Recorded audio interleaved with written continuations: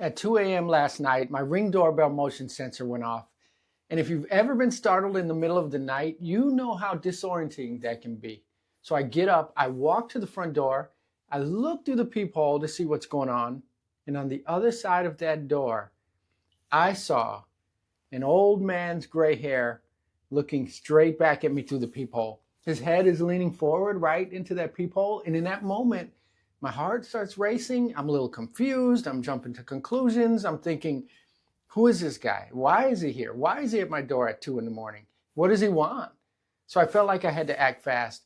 I did the most aggressive thing I could think of. So I hit the door hard. Boom! So the sound echoes through the house, and I think that's going to scare him off. But here's the thing. He didn't flinch. He didn't move. He just stood there, just looking back at me in the peephole. And at that point, I'm thinking, this has to be the toughest old man I've ever seen. He's not fazed. So I lean closer to the peephole, trying to figure out what's going on. And that's when I realized it's not an old man. It was my wife's Christmas wreath. She'd hung up this fluffy white garland with a snowy texture. And in the dim light and in the confusion, it looked exactly like an old man's head. So I stand there feeling a little relieved, a little bit embarrassed, and eventually I start laughing. But as funny as it was, that moment stuck with me because it taught me something important about life, about business, and about relationships. What I saw wasn't real, but my perception of it was powerful enough to make me act. And isn't that true in so many areas of life? We think we're reacting to reality, but often we're just reacting to the story we've created in our own mind. Our perception, whether it's right or wrong, becomes the reality we act on. Think about it. How many times have you made a snap judgment about someone or something only to realize later that you were completely wrong?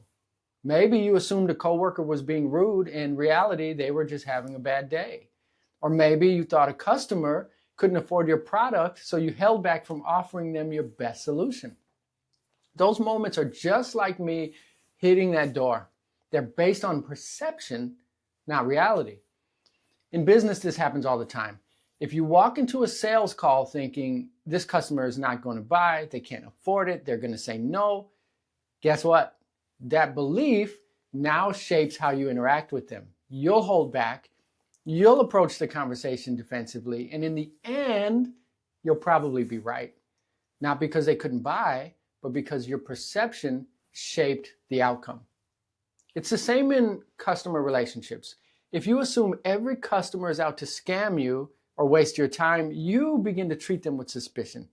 They're going to pick up on that energy and the trust will disappear.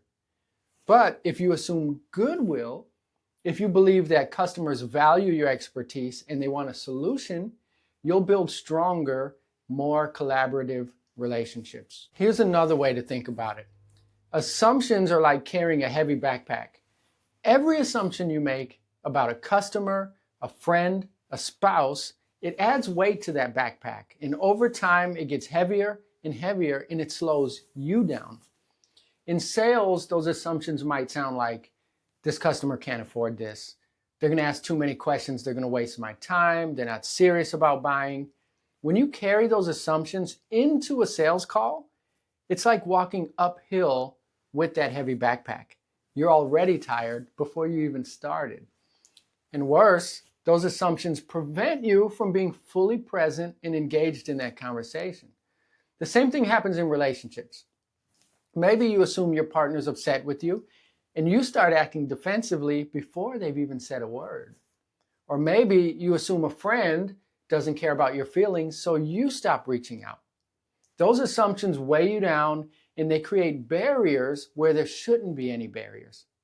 So let me ask you, what assumptions are you carrying right now? What's in your backpack?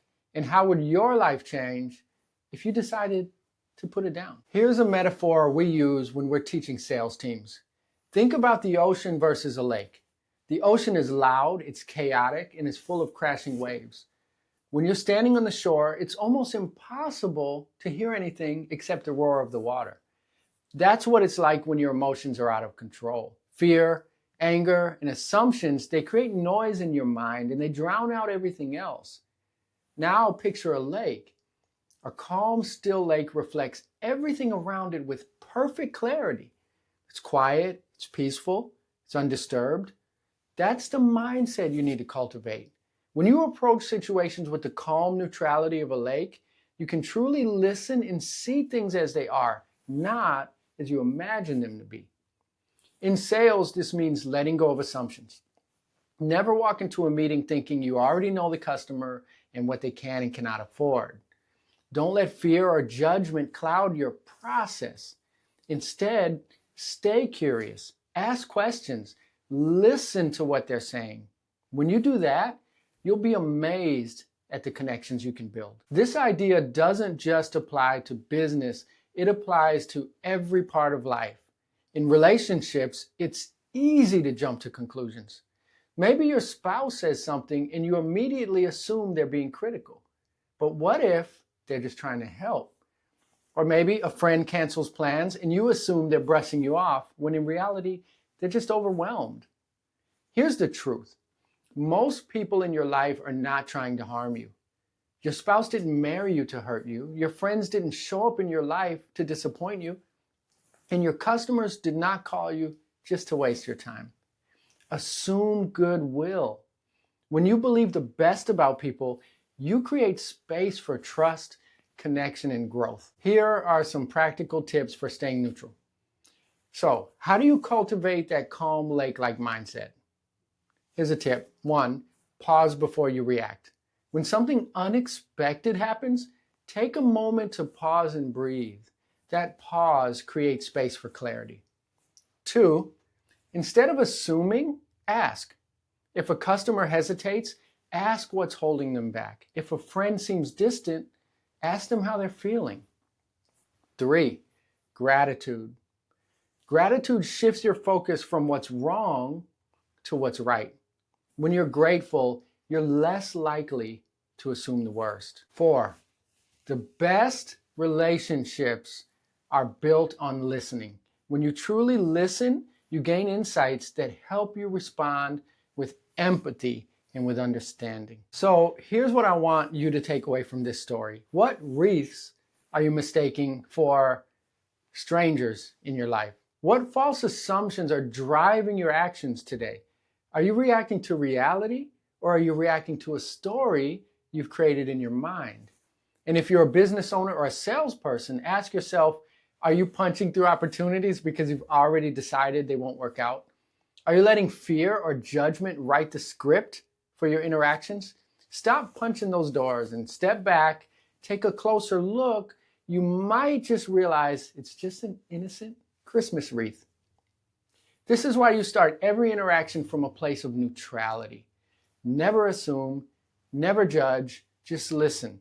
When you quiet your emotions and you approach situations with curiosity and calm, you'll find clarity. And that's where good things happen.